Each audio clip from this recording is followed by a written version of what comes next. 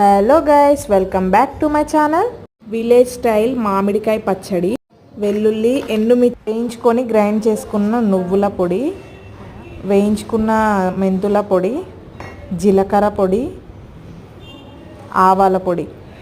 Oil వేడి చేసుకొని జీలకర్ర, మెంతులు, ఆవాలు, వెల్లుల్లి వేసి వేడి చేసి కట్ చేసి పెట్టుకున్న మామిడికాయ ముక్కల్లో పల్లీల నూనె వేసి కలుపుకోవాలి. పచ్చి నూనెనే కలుపుకోవాలి, ఎందుకంటే ముక్క పాడవదు, ముక్క గట్టి పడుతుంది. తర్వాత బాగా కలుపుకోవాలి, ముక్కకు అన్ని ముక్కలకి పట్టేలాగా. తర్వాత పచ్చి వెల్లుల్లి వేసి కలుపుకోవాలి. అది మగ్గే కొద్దీ వెల్లుల్లికి ఆ ఫ్లేవర్ తగిలి బాగుంటుంది అన్నమాట టేస్ట్. తర్వాత కొంచెం నువ్వుల పొడి బాగా జల్లించుకొని మెంతుల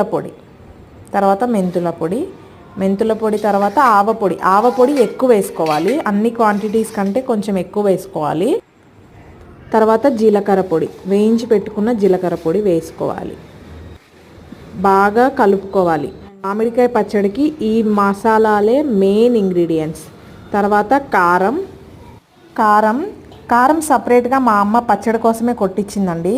ఉప్పు ఎక్కువగా వేయించి కొట్టించింది. మామిడికాయ పచ్చడి కోసమనే సపరేట్గా కొట్టించింది అనమాట. తర్వాత చల్లార పెట్టుకున్నాం కదా ఆయిల్, ముందుగా వేడి చేసి ఆ మసాలాని వేసి బాగా కలపాలండి. కింది నుండి కిందికి బాగా అన్ని పీసెస్కి మిక్స్ అయ్యేలాగా కలపాలి. నాకైతే బలం సరిపోలేదండి.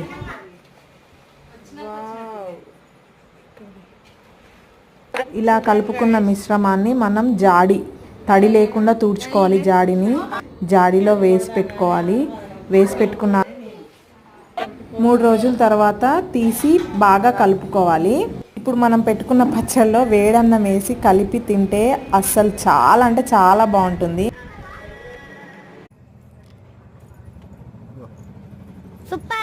సూపర్ ఉందండి.